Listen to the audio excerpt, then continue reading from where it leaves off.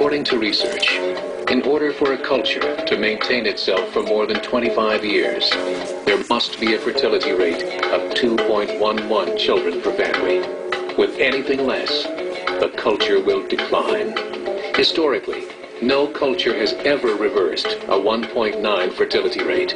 A rate of 1.3, impossible to reverse, because it would take 80 to 100 years to correct itself, and there is no economic model that can sustain a culture during that time. As the population shrinks, so does the culture.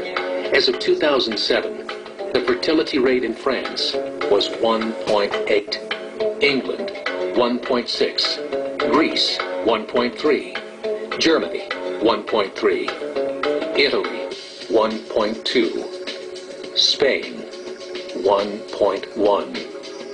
Across the entire European Union of 31 countries, the fertility is a mere 1.38. Historical research tells us these numbers are impossible to reverse. In a matter of years, Europe as we know it will cease to exist. Blue Monday, how are you, Blue Monday? Got to work like a slave all day. Here come Tuesday. It is the Savage Nation. Look, if you want good news and good time, Charlie Malarkey, I'm not the guy for you. I tend to be very moody. I also tend to be a realist. Yes, I have a great sense of humor sometimes, but sometimes I'm just like chalk on a blackboard when I come along with the facts like this. It's really frightening to look at the Islamization of Europe, because although the birth rates for Europeans are very, very low and not sustainable, the birth rates for Muslim immigrants, a goodly percentage of whom do not work and are on welfare, staying home, living off the fat of the land, are extremely high. And it's no different in America, where, again, immigration is responsible for the changing demographics of America. And yet, despite what the swine in Congress will tell you, despite what the swine in the liberal media will tell you, an online survey of more than 42,000 Catholic, mainline Protestant, born-again Protestant, and even Jewish voters released at the end of December by the Center for Immigration Studies, which is a very liberal group, showed that by wide margins, believers say that the level of immigration is too high, that it is largely due to lax enforcement, and that immigrants take jobs away from American workers. These beliefs held sway even among Jewish voters, who are among the most liberal Americans, and even for Catholics whose leadership has been among the most active in pushing immigration reform, meaning illegal immigration, noting that the Catholic Church in the U.S. is a community of immigrants that is still growing thanks largely to immigration. In other words, the Catholics realize the church is dying, and without the Hispanics, the church would be dead completely. So for their own reasons, they want comprehensive immigration reform, which means amnesty for illegal aliens. But if you look at the 42,000 people surveyed, Catholic, mainline Protestant, born-again Protestant, and Jewish voters, the largest majority in all religions say that the level of immigration is too high. It is largely due to lax enforcement, and that immigrants take jobs away from American workers. But they're not even aware of the fact that America is a dying nation, that without immigrants, let us say, America would die altogether, because the white people are not having babies.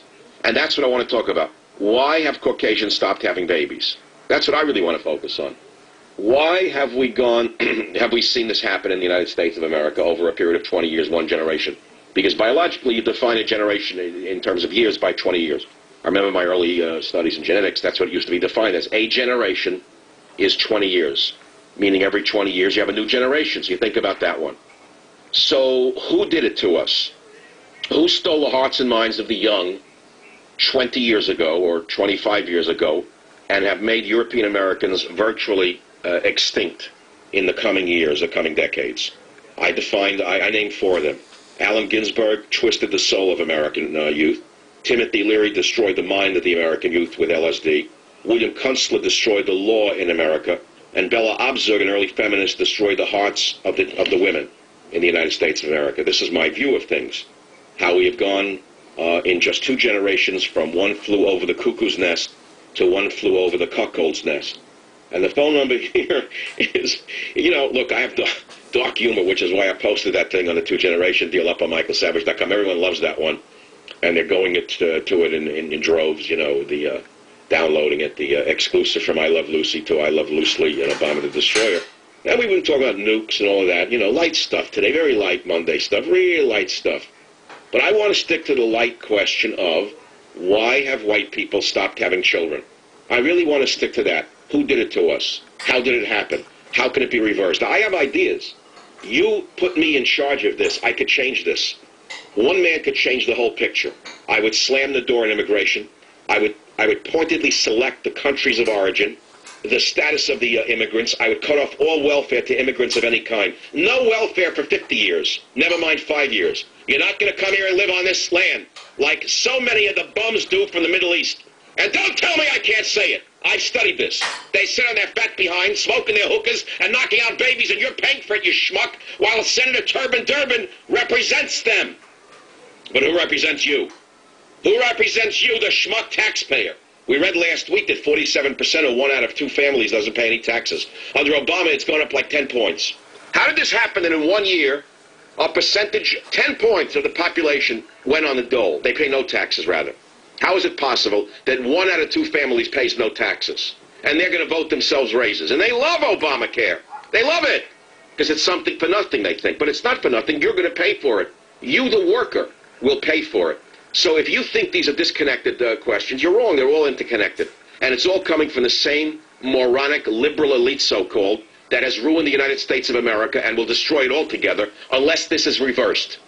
There are ways to reverse this. Stop immigration, no welfare for immigrants, deport illegal immigrants in jail. That's for a starter. Then have a healthy discussion in America of which immigrants do we want? Do we need professionals or do we need people on welfare to sit in their houses smoking hookahs? Which one do you want coming in? Bums sitting around having children that you pay for? Or do you want doctors and engineers and scientists coming in, if they come in at all? And should they bring $100,000 equivalent in order to start themselves in America, or don't let them in at all? You see, Canada had this policy. They saw what was happening in Canada, and they put a stop to it. Unfortunately, they didn't stop it enough. And then, of course, you incentivize children, the having of children. You give massive, massive tax credits for families with children, and you increase those incentives for families that stay together longer than 5 years.